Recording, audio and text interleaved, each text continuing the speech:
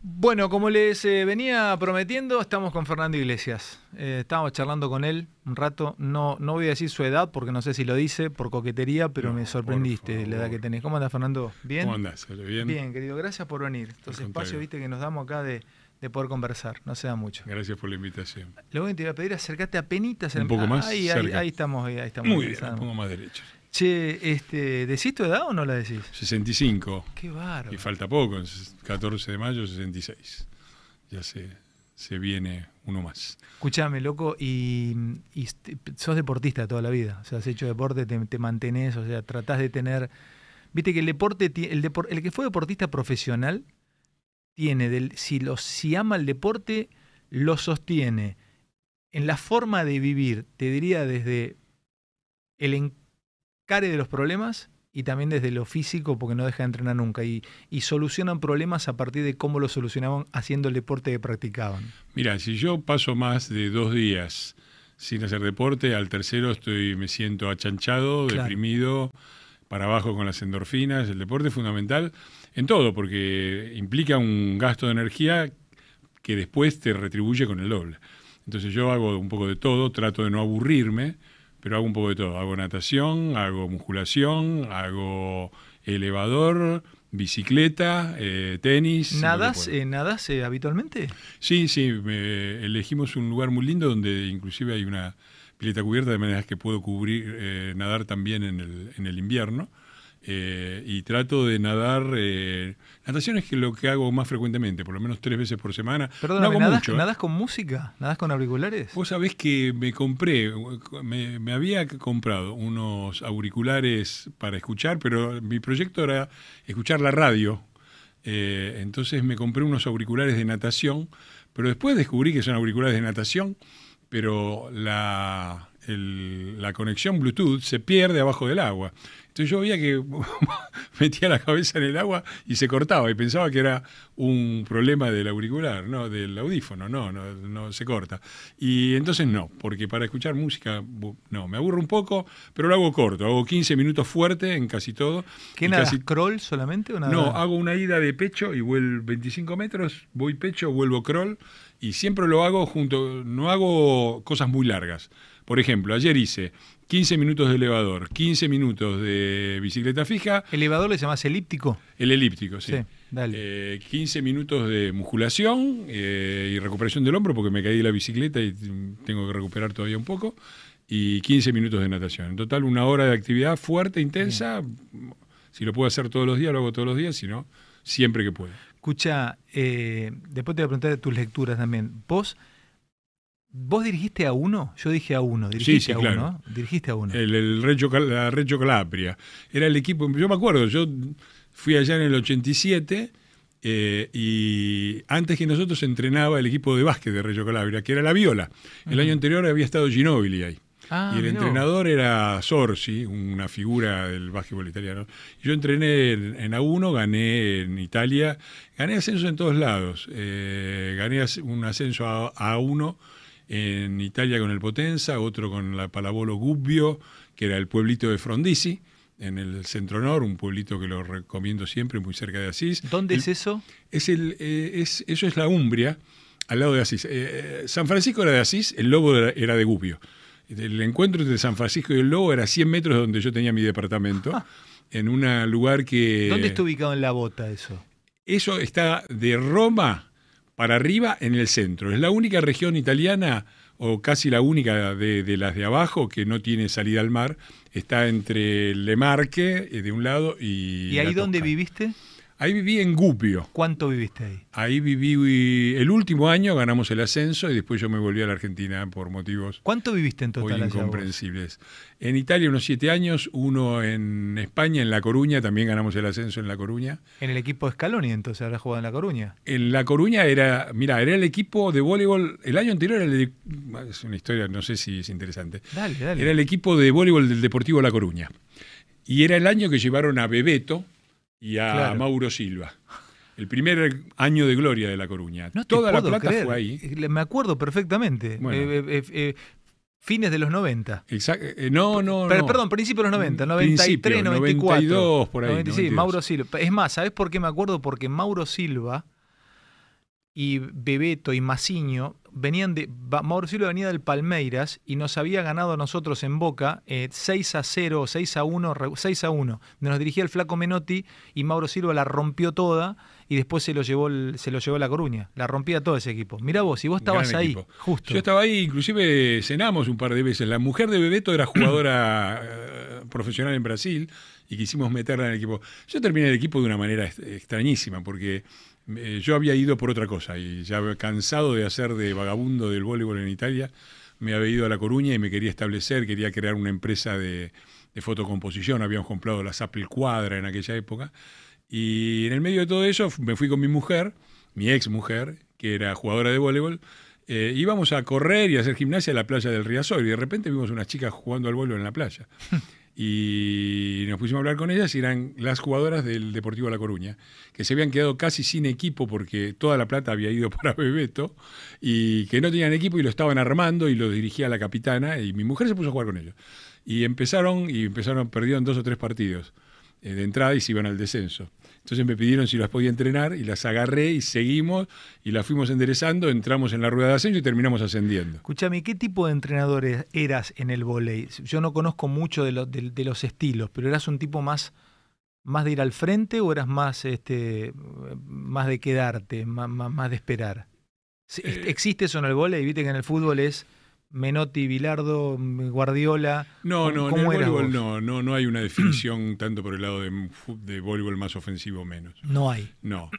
Yo trataba de ser una... En la Argentina había 2 escuelas de voleibol, porque los argentinos, la grieta la armamos en cualquier lado. Sí. 2 escuelas de entrenamiento de voleibol, una cientificista cuyo ídolo era el pelado Enseñat, profesor del ISEF, gran amigo. Decime que no pertenecías a esa escuela.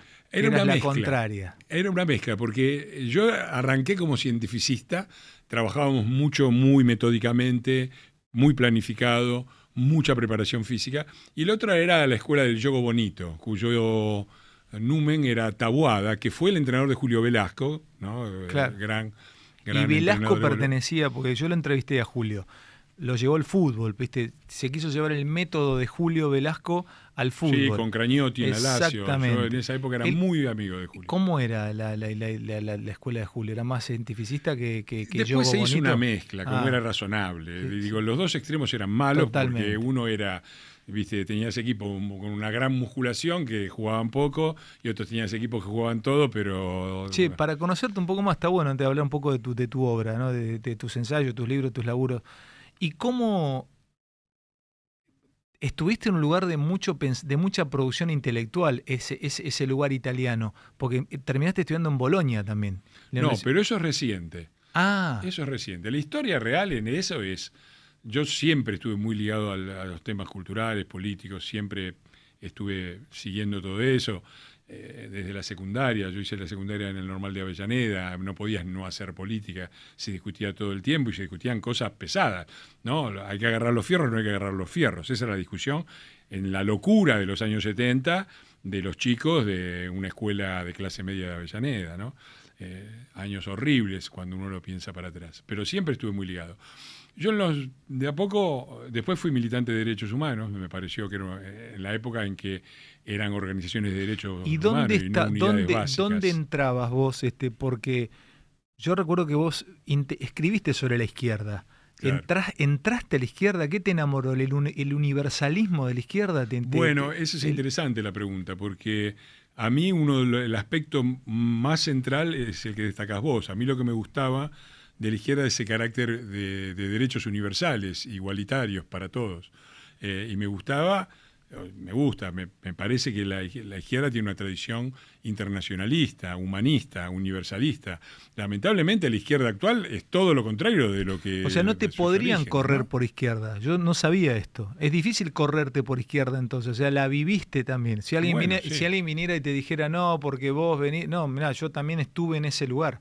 O sea, mirá, yo fui militante de derechos humanos en la época en que y trabajábamos no solamente en derechos humanos, sino en derechos humanos relacionados con los sindicatos, porque cuando el grupo con el que yo trabajaba empezamos, los gremios no tenían no tenían una Secretaría de Derechos Humanos. Por el contrario, la mayor parte de los gremios eran peronistas de derecha. Muchos habían colaborado con los raptos y con los secuestros y las desapariciones, y los que habían desaparecido eran terroristas indiscriminadamente, porque terroristas también había, pero indiscriminadamente. Y al final, bueno, trabajamos mucho en eso y eso se cambió, afortunadamente. Lamentablemente, como suele suceder, se pasó para el otro lado. Hoy no hay organizaciones de derechos humanos. Lo que hay son unidades básicas disfrazadas de otra cosa. Pero esa tradición de defensa de los derechos humanos ni siquiera es una tradición de izquierda, es una tradición liberal. Cuando vos agarrás los valores que se defendían en las organizaciones de derechos humanos, la libertad de asociación, la libertad de reunión, la libertad de expresión, el habeas corpus, el derecho a la vida, la defensa del individuo frente a los abusos del Estado, son los principios de la Glorious Revolution de 1648 y 1688. Son principios originariamente liberales. Y eso me parece que es un campo fértil de unión entre el liberalismo, la tradición de la libertad del liberalismo y la tradición igualitaria de la izquierda. En ese orden, además, porque si vas a la consigna fundante de la modernidad política, es libertad, igualdad, fraternidad. Primero libertad. Y de ninguna manera sacrificar un principio a otro te lleva a ningún lado. En particular, los esfuerzos, cada vez que se intentó sacrificar la libertad en aras de la igualdad, se terminó sin libertad y sin igualdad. Ahora, esto que me planteas brillantemente, vos me planteás el esquema básicamente de lo que sale de la Revolución Francesa, ¿no? Libertad, bueno, fraternidad, igualdad, etcétera, etcétera. Y ahí tenemos la entrada a lo que es realmente el mundo global, ¿no? 1750, 1800, más o menos, comienza la Revolución Industrial y se globaliza realmente el mundo. Porque algunos dicen, no, vino con el descubrimiento de los europeos de América, pero ahí es donde se globaliza. En uno de tus libros, y lo tengo acá, que es La modernidad global, vos planteabas cierta preocupación por la desaparición de la categoría a ver, vos planteabas que empezaba a instalarse la idea de nación y que se empezaba a cerrar el mundo, y esa idea que traemos desde el iluminismo, ¿viste? Esta idea de que la libertad, la expansión, el multiculturalismo, el conectarnos y todo, empezó a desaparecer en parte del siglo XX, y a vos te preocupaba eso. Lo empezaste a mostrar. Yo te quiero hacer esta pregunta, Fernando, pues sabía que venías y me empecé a laburar un poco sobre este tema. Vos sabés que el movimiento libertario, hay un bloguero que se llama Curtis Yarvin, plantea el movimiento libertario en casi todo el mundo la idea de la vuelta otra vez al nacionalismo, al cierre de las fronteras, al cerrarse y al mirar para adentro. Es un poco lo que el peronismo intentó también en el último tiempo. ¿A vos te preocupa que el mundo que venga sea este mundo? ¿Que en vez de ser un mundo globalizado y totalizado sea un mundo más cerrado? Mira, la idea no es en absoluto nueva. Fue ante las crisis de las democracias liberales de inicios del siglo XX, sobre todo manifestada en la Primera Guerra Mundial y en la crisis económica del 30, surgieron todas estas teorías. Llevaron al mundo a probablemente la peor época de la humanidad, ¿no? Guerras, genocidios, conflictos. Y hay un problema que es, en el libro que vos mencionaste, está planteado como asincronía. El problema es el siguiente. Nosotros somos una civilización fuertemente técnica. Es decir, nosotros estamos ahora hablando con medios que hace 15 años no existían. Nuestra forma de comunicarnos. ¿Ya empezaste a chatear con inteligencia artificial? No. Yo ya lo hago. Sí. Hace de estos 20 días. Es infernal. Es una cosa... Bueno, la inteligencia artificial es otro game changing. O sea, cambia todas las reglas del juego. Pero sobre todo lo que pasa es que vos tenés una dimensión de la organización social que está muy relacionada con tus capacidades técnicas. Es decir, si vos sos un hombre de la edad de piedra y no vas a tener mucha globalización, porque te podés mover alrededor de 2-3 kilómetros.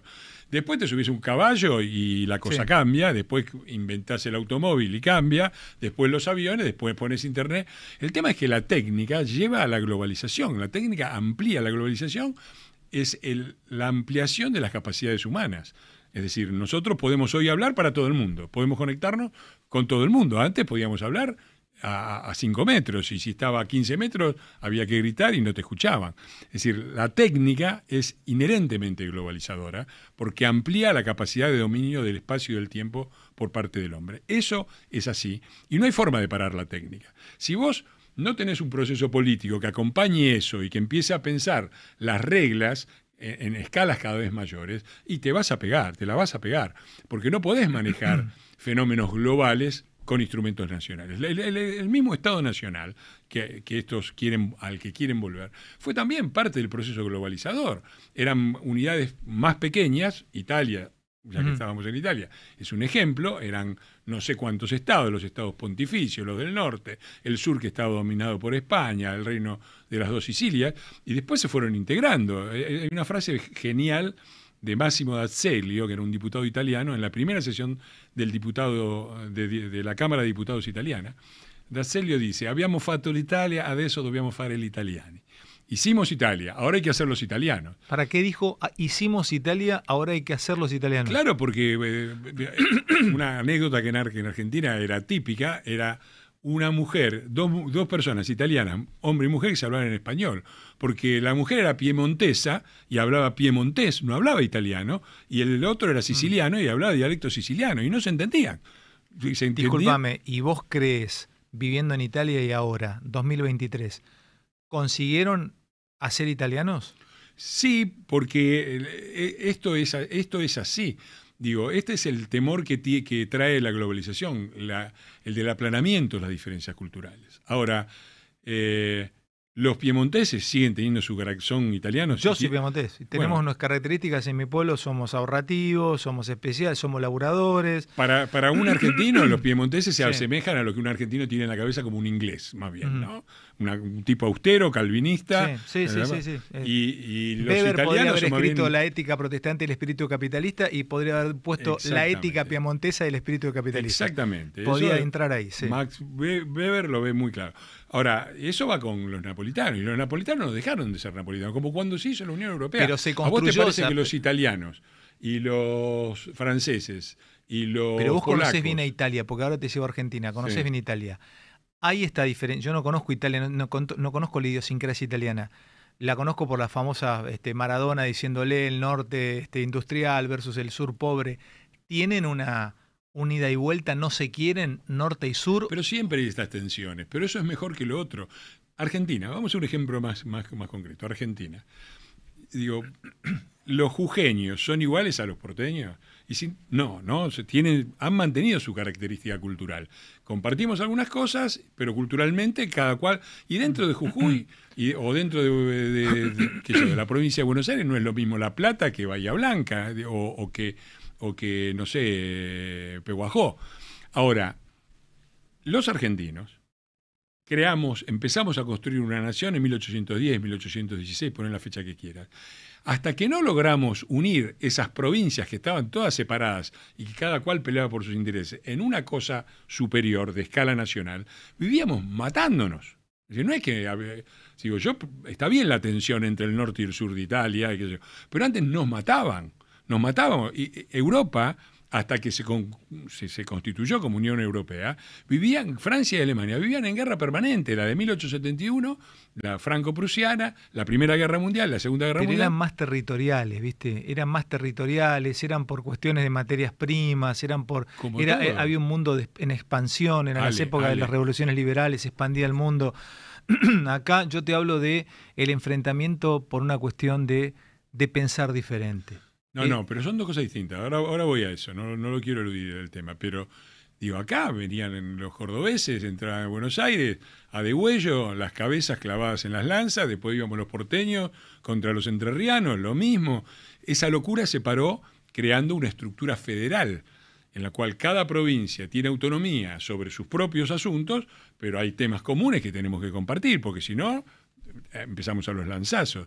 Eso, que es la idea del federalismo, que se inventó en los Estados Unidos, The Federalist Papers, son de Estados Unidos, esa idea del federalismo, que es típica, porque los europeos que habían llegado de Europa venían de estados nacionales pequeños, Y ahí resulta que había 13 colonias. ¿Qué iban a hacer? ¿13 países diferentes? Dijeron, no, que cada estado mantenga su autonomía para algunas cosas, pero tengamos un país común.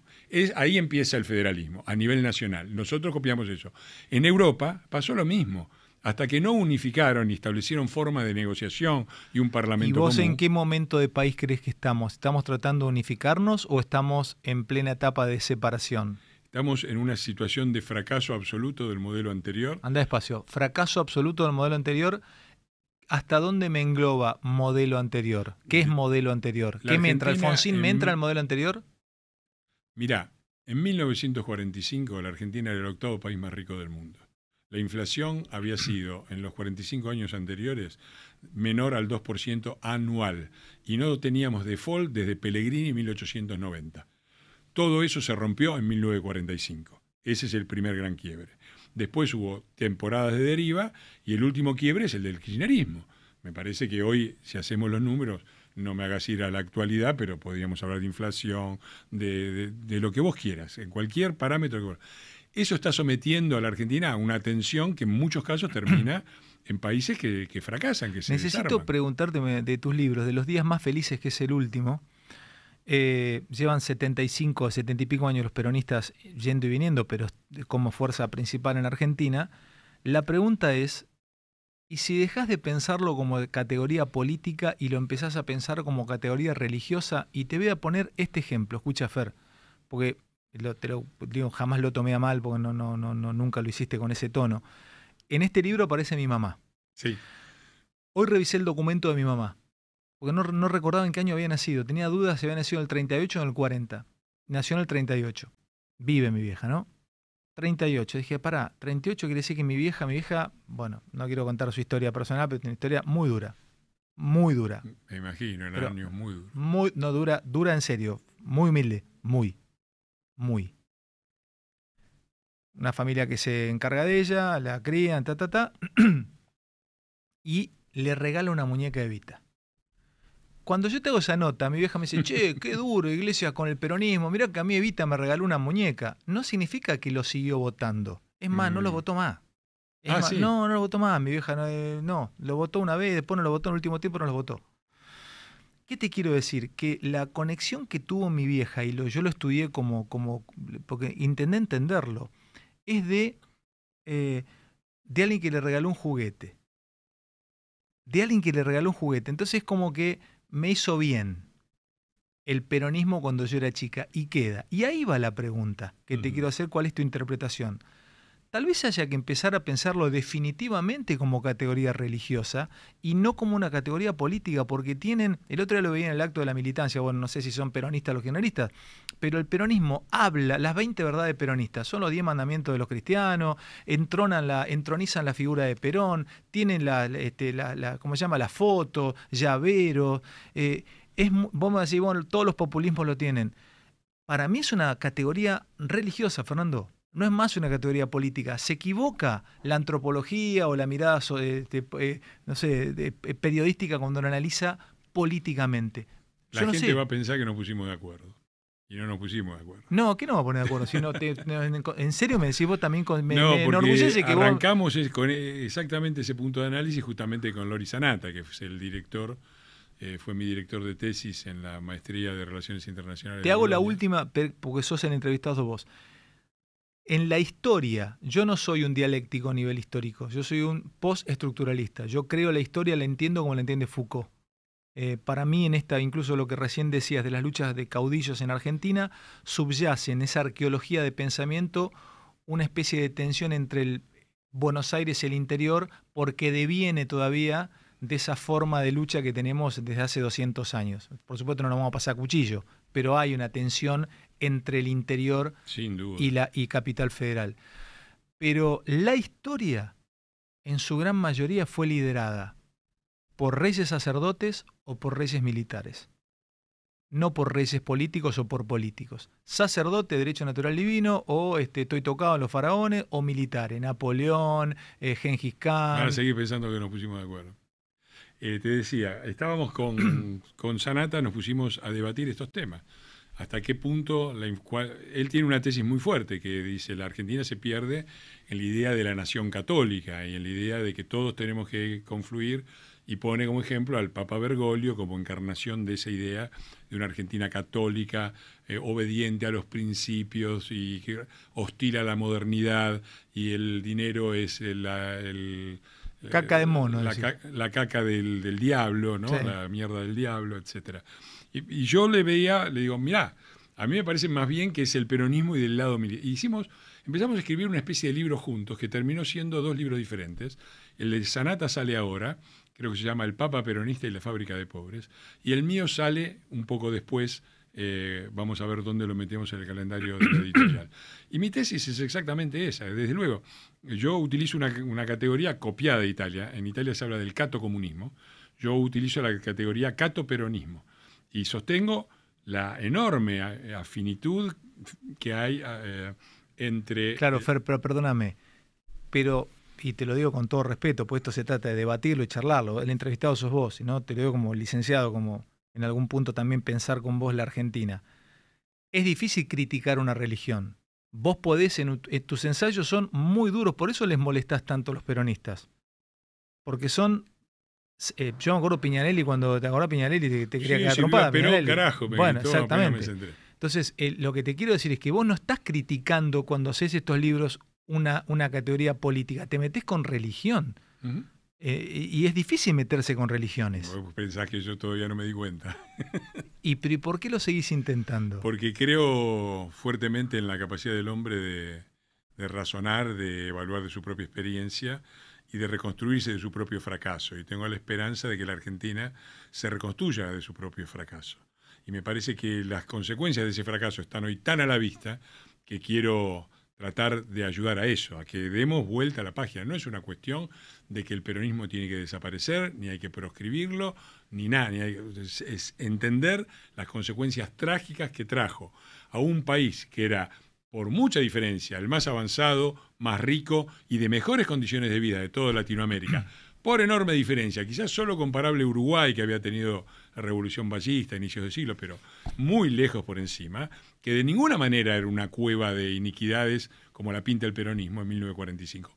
Por el contrario, seguían viniendo inmigrantes de Europa y de todos lados, porque acá, y los inmigrantes de Europa antes tenían la opción de Estados Unidos o Argentina y tenían que pensarlo. Y te voy a plantear esto y... Entonces, yo lo que quiero es ayudar a que la Argentina se saque lo que yo considero que es un síndrome de Estocolmo. Pero ahí va que Fer. Estamos secuestrados por el peronismo, estamos en la lógica del peronismo. Cuando lo decís, no te toman como el que viene a rescatar, te toman como un agresor, porque claro, como vos bien decís, hay una dependencia emocional y hay que romper con toda una serie de concepciones. Claro, lo que yo te planteaba, y ahí me parece que están agujereando ahí, hay que buscar de dónde viene. Lo que yo te planteaba es que está bárbaro como lo decís, pero sería como ir a plantearle a la sociedad china que abandone el confucianismo.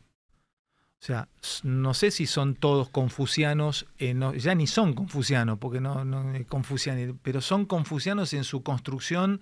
Mira, hay perdóname, ¿no? Pequeña digresión. Foucault, en un texto de él, habla de un tipo que escribió muy poco, llamado de apellido Hagricourt. Y el tipo sostuvo que los orientales, sobre todo los chinos, hacían agujero por agujero para sembrar el arroz y lo cosechaban planta por planta. Y que los occidentales cosechábamos abriendo la tierra con un arado y cosechábamos en masa. Y que entonces ellos cosechaban en jardines y nosotros en corrales. Que esa forma de cosechar también los hace diferente en la forma de encarar el día a día. Son más meticulosos, más tranquilos, esperan más, ¿viste? Nosotros somos más atolondrados. Pero también son confucianos. Son más calmos. El confucianismo es religión, pero tampoco es religión. Puede ser un sistema filosófico, como puede ser tomado como una religión. Y esto es lo que yo te planteo. Guarda, loco, y si el peronismo es un sistema que no es político, sino que tiene mucho de religioso, y estás a mucha gente planteándole que deje de caminar ese especie de confucianismo vernáculo. Perdóname, no lo estoy tirando al aire, no habíamos puesto de acuerdo. Pero digo, es cierto, pero vos pensás lo que era Desde ese punto de vista no se podía reformar la iglesia. La iglesia fue también la iglesia de la Inquisición, fue la iglesia de las persecuciones, razón, sí, la claro. iglesia que quemó a Giordano Bruno en el Campo de Fiori, ¿no? Y sin embargo, no me quiero poner en un lugar heroico, pero la prédica o el trabajo de gente que explicó y que trató de introducir la racionalidad, por un lado creó un mundo no religioso y por el otro lado modificó la propia iglesia. Tu conexión con tu conexión lo tengo acá. Tu conexión, esto hay que decirlo. Pero además, perdóname, el medioevo peronista y Sí. la llegada de la peste, se lo digo, tengo aquí el libro. Fernando hace una conexión entre la nobleza de la época medieval, el clero, los siervos. Él dice que el siervo de la gleba, que estaban los sembradíos del señor feudal, en algún punto son los empleados públicos o la clientela política. Que hay señores territoriales, podía ser, no sé, el señor de Languedoc, que también manejaba otros lugares allí, cuando había una cruzada iban todos juntos, viste que el peronismo van todos juntos, bueno, una especie de urbano 1, cruzada tal, van todos juntos. Pero no hay mucho que ellos lo dicen, ellos hablan de los varones del conurbano, los varones son los varones. Pero ¿no? planteas otra cosa acá, que siempre han tenido un líder carismático, que hasta hoy no lo tienen, por eso están con un quilombo interno en las PASO. Y la pregunta es, ¿por qué el último líder carismático que les ganó fue Alfonsín? Les ganó y le ganó bien. ¿No será también que para ganarle al peronismo deberán buscar otras fuerzas, algún líder carismático, que los argentinos votamos carisma más que votar ideas? Y no nos ha ido bien por ese lado. Uh-huh. No nos ha ido bien. Yo creo lo contrario. Creo que justamente se trata de abandonar la idea de que un líder nos va a salvar, de entender que la política no está para salvar a la gente, la política está para permitir que la gente se salve. Es la diferencia entre la muñeca. Yo no estoy en contra, vos me contabas lo de tu mamá y su conmoción por la muñeca. Yo estoy a favor de un país en el cual los padres puedan trabajar y comprarle la muñeca a sus hijos. Claro. No de un Estado que le regale la muñeca, Total, y mucho menos una muñeca que viene con el sello Fundación Evita, gracias a Evita. Es cierto. Y hemos visto cosas... Eso ha terminado. No, la construcción simbólica de la felicidad, que la felicidad solo es peronista, es para estudiarlo sociológicamente. Bueno, es lo que ha sido siempre. El peronismo es uno de esos tíos que te lleva de vacaciones a Disneylandia, ¿sí? Y te divertís, vas a la montaña rusa y qué sé yo, y vos decís, que te dice, los días más felices la pasaste conmigo, te dice tu tío. La diferencia con el tío es que el tío la paga de su billetera. El peronismo primero te lleva a Disneylandia y después te pasa la factura del viaje, el hotel, la montaña rusa, la foto con Mickey, y la tenés que pagar vos. Y es lo que estamos ahora, pagando esas cuentas, como fue siempre. Todos los gobiernos peronistas terminaron así. Digo, Perón arranca con el Banco Central repleto de lingotes de oro, él lo dice, y en 1950, es decir, 4 años de gobierno, estamos en default. Primer default desde 1890, en default, directamente. No sé si nos suena esto ahora. Y lo mismo con la inflación. La inflación era del 2% anual, pasó al 50% anual en 3 años. Entonces es fácil armarte ¿y cómo ves los días más felices, pero hagamos la cuenta de los días más infelices. El Rodrigazo fue peronista, triplicaron la pobreza en 2 años.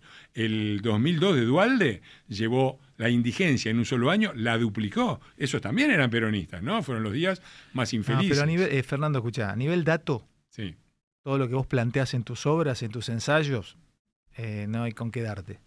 Honestamente, te lo digo, son cuadros y cuadros, no hay con qué darte. Es más, yo releía de nuevo tu obra literaria para poder charlar con vos, digo, no hay con qué darte, porque no hay, ¿cómo te discuto esto? Mi pregunta es cómo superamos esto, para que a todos nos vaya mejor. No sé si superar al peronismo, es como en Argentina andamos mejor. ¿De qué manera, Fernando? No hay mucho que inventar. Yo creo que lo primero es abandonar las pretensiones de originalidad. No, acá en Argentina... Hay cosas que han funcionado en todo el mundo. Básicamente lo que ha funcionado en los países... Mira, es muy fácil. Esto tiene que ver con el ámbito público y el ámbito privado. Los argentinos razonamos bien en el ámbito privado. La gente se va de vacaciones a Nueva York, emigra a Europa, no emigra a Venezuela. No dice, me voy a ver... ¿A dónde voy? ¿A Cuba o a Estados Unidos?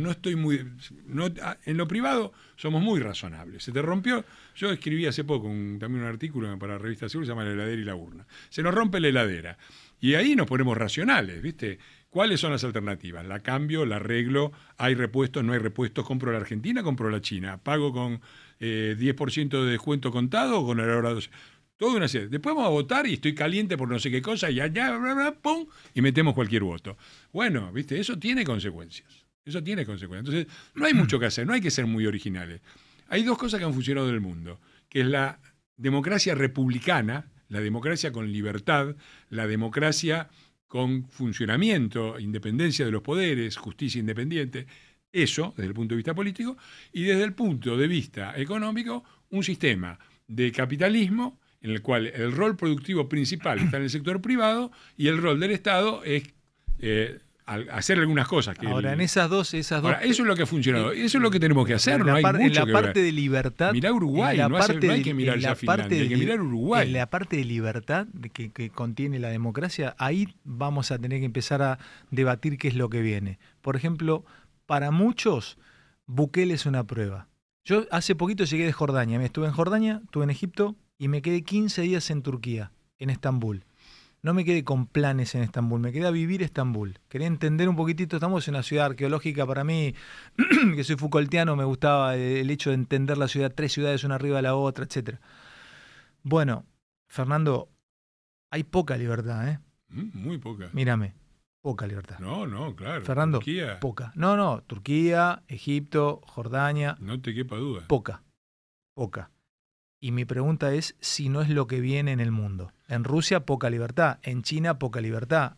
Bueno, fíjate la prueba de Bukele, que tuvo alta aceptación en mucha gente. ¿A vos qué te parece? Porque recién me hablaste, vos militabas a la izquierda, me lo acabas de decir, derechos humanos. ¿Qué pensás, por ejemplo, un personaje como Bukele? Me parece que expresa justamente lo que han expresado todos los tiranos y dictadores, un descontento hasta a veces, no siempre, pero razonable con el sistema democrático que muchas veces se separa, se detiene, el progreso se detiene, hay retrocesos. Bueno, creer que eso se soluciona a través de la violación de los derechos humanos siempre... a mí me causa gracia, porque muchos dicen, no, eso está muy bien. Está muy bien porque lo dicen, porque está uno que hace lo que ellos quieren. Y si está uno que no quiere... Que hace lo contrario. Si el que va a terminar en la cárcel sos vos, ¿está bien? Entonces, me parece que el fenómeno Bukele expresa una falta de satisfacción, un descontento, una desesperación, ponele, con el problema de la inseguridad enorme y del fracaso enorme que ha tenido este país y muchos países de la región, incluido Brasil. Brasil ha tenido 60.000 muertos. Siempre se analiza la corrupción del gobierno de Lula para explicar el fenómeno Bolsonaro y un montón de estas tendencias, pero se analiza poco también el hecho que Brasil llegó a tener 60.000 muertos por año. Y eso no es poca cosa. Entonces, a mí me parece que los atajos en la historia no sirven. Y lo que ha funcionado a largo plazo no es eso.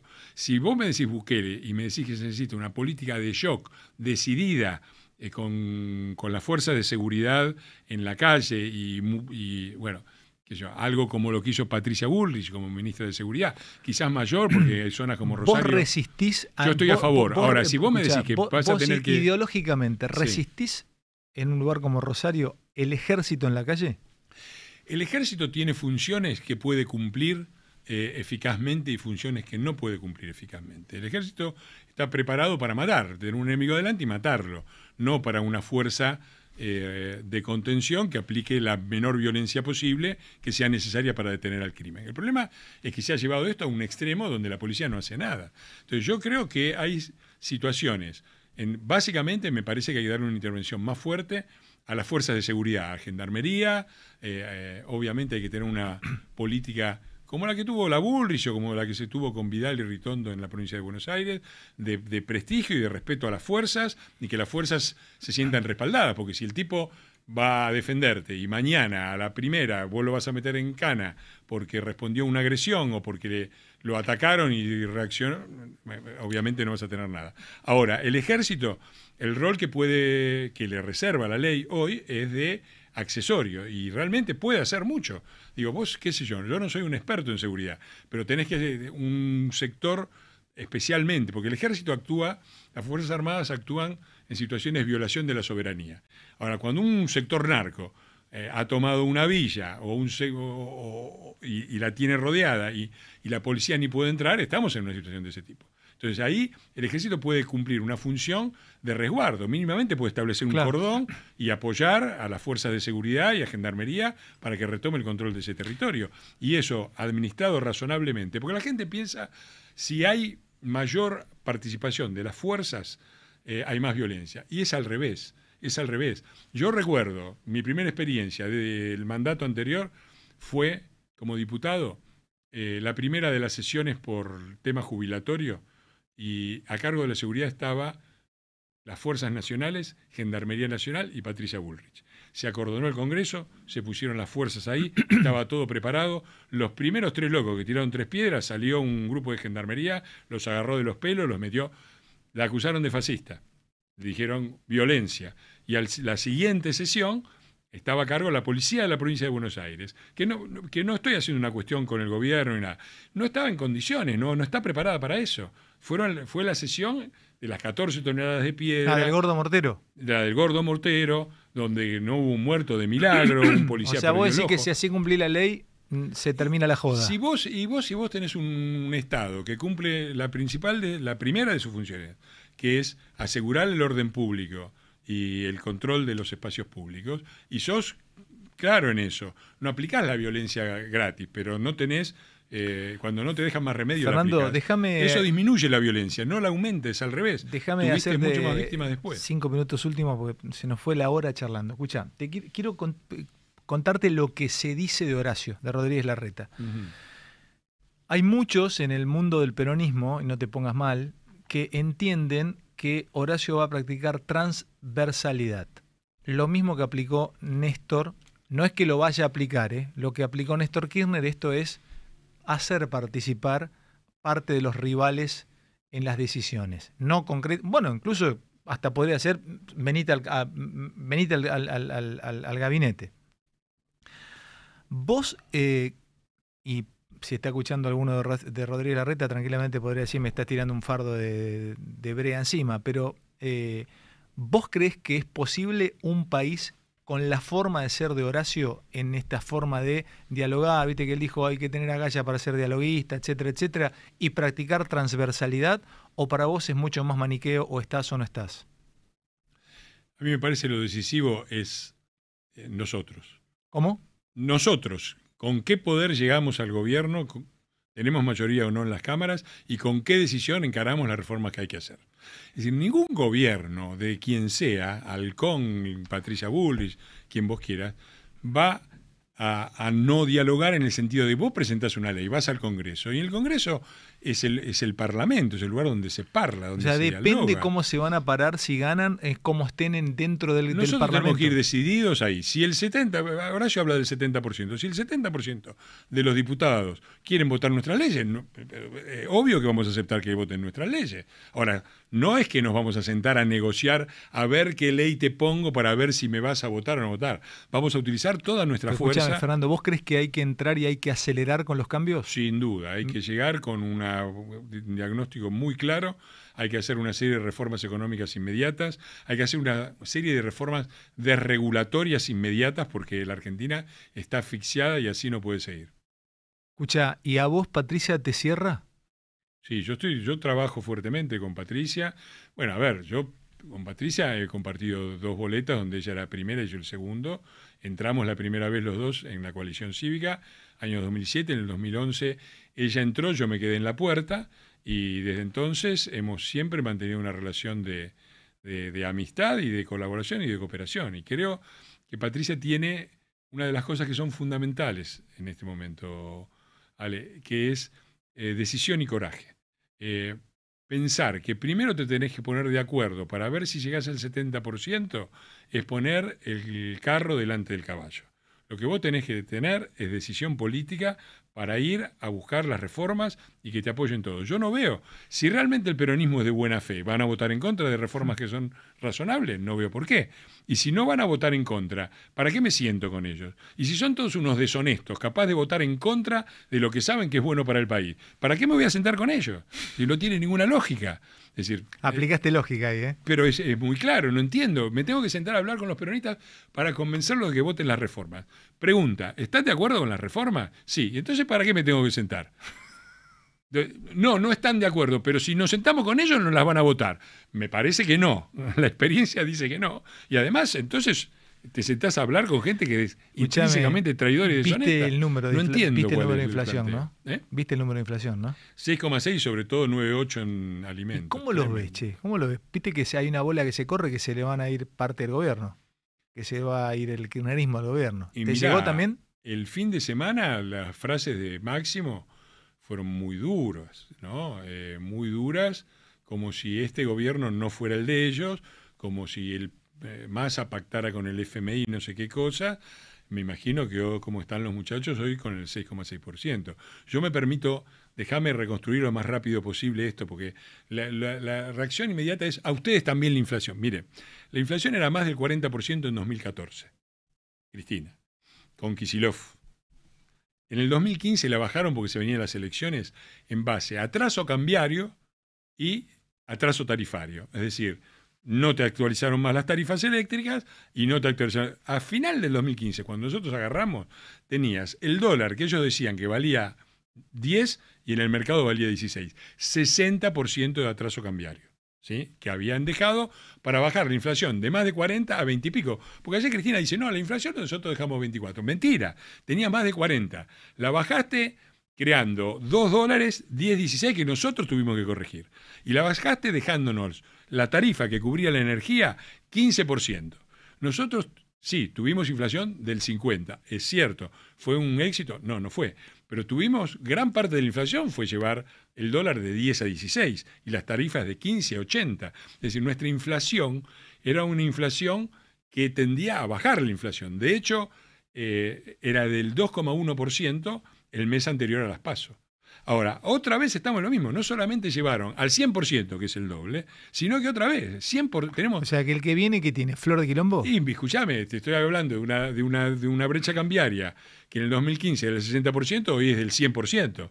Pará. Significa entonces que alguien va a tener que devaluar fuerte.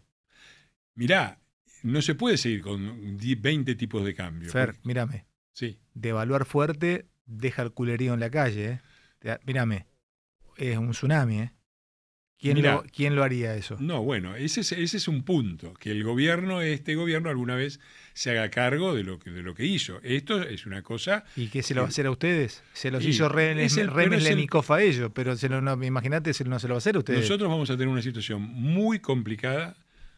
Massa nos está dejando una bomba de tiempo. ¿Massa? Y Massa está inflando una bomba de tiempo. Todo es una bomba de tiempo. Todo. ¿Pero la está dejando porque no puede solucionarlo o la está dejando porque ve que es como, viste, como el coyote cuando le ponía al correcamino? Porque sincerar las variables económicas en el tiempo que les queda significaría una situación de crisis muy grande y porque a ellos además les conviene. El plan de ellos es ese. ¿Qué? Dejar una bomba de tiempo que le explote al próximo gobierno y volver dentro de 4. Eso es el plan. ¿Pero volver con quién? Con, no sé, Massa soñará él y todos los demás soñarán que no sea Massa. Pero es muy perverso pensar un plan así. Estamos todos adentro, hermano. Bueno, avisarle a los muchachos, porque los muchachos son muy perversos, ¿no? Vos fijate que Massa era el que iba a poner preso a Cristina Kirchner y después salió con ella, ¿no?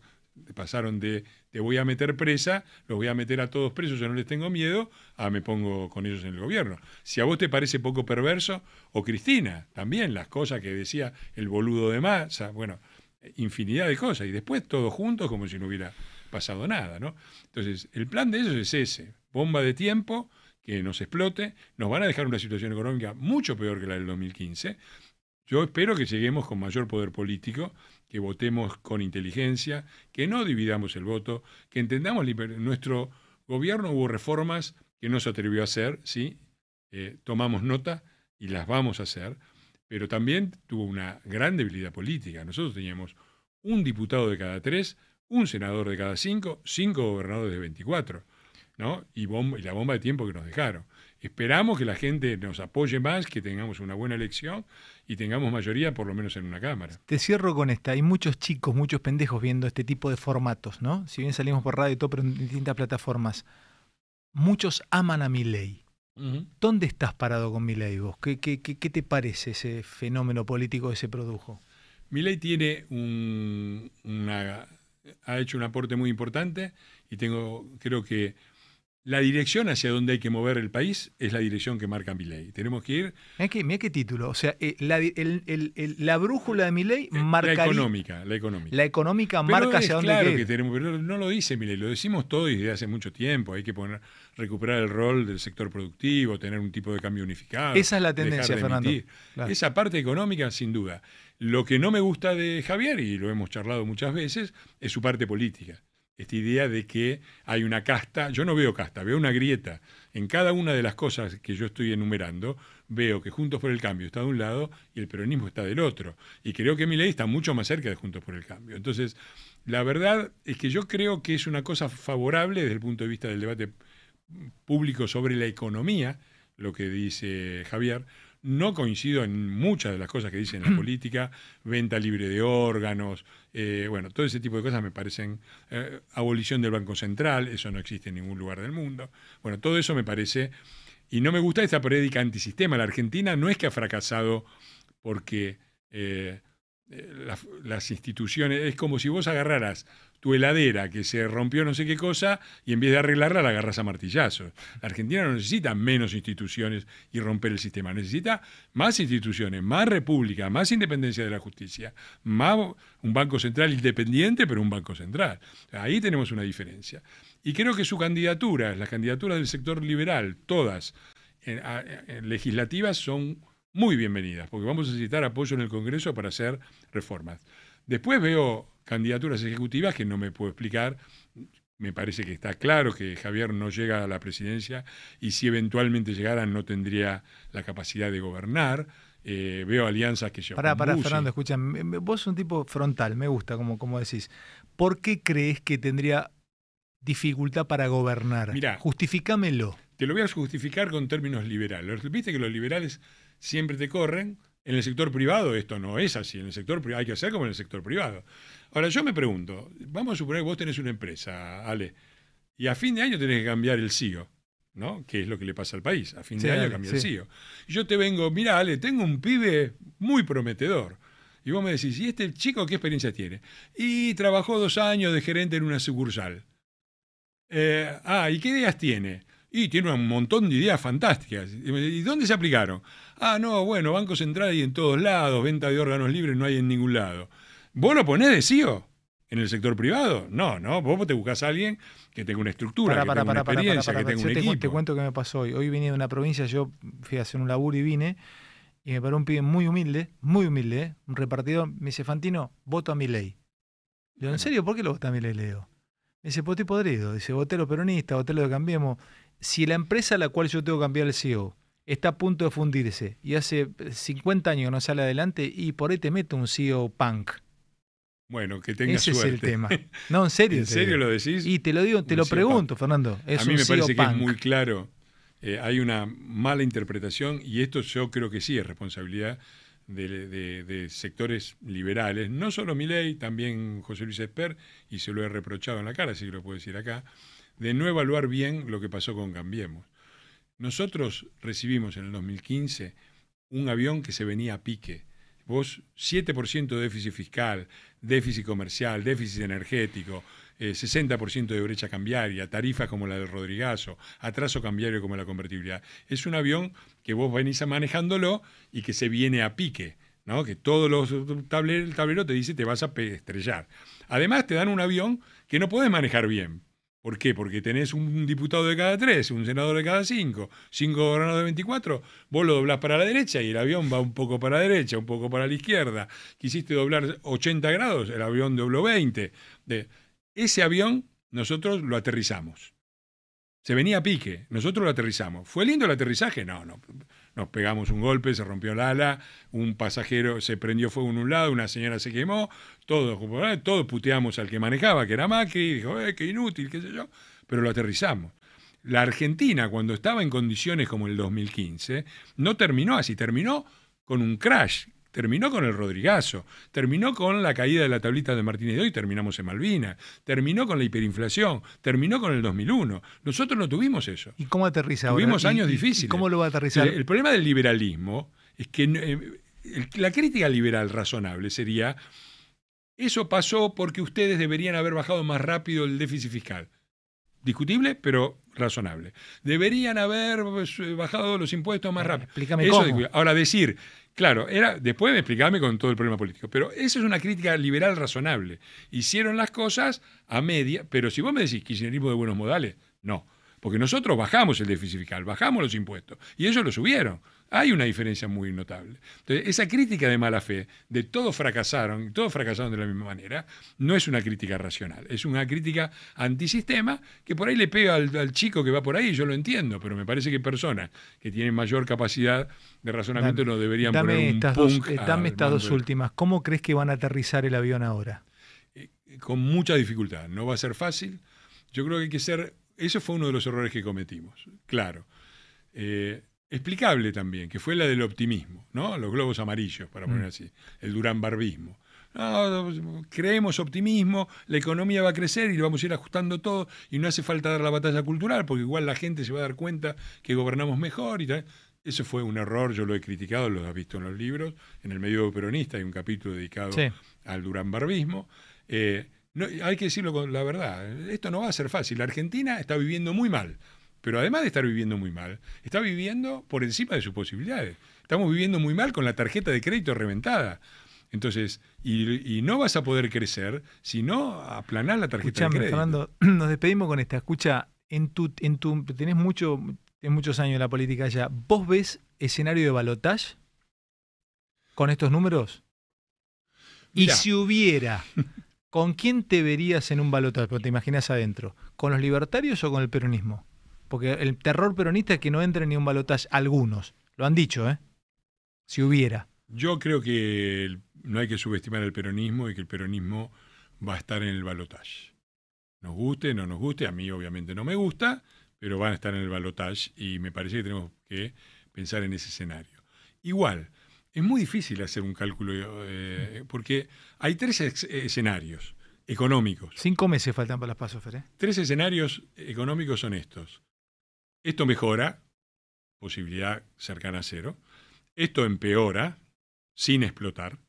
Eso es un escenario. Y esto empeora y explota. En cualquiera de estos 3 escenarios, los votos se mueven para un lado y se mueven para el otro. Para el primer escenario es esto mejora. Esto mejora. Eso... Lo decía hace 2 meses y muchos tenían expectativa. Sí, en marzo 3 puntos de inflación. Bueno, por eso.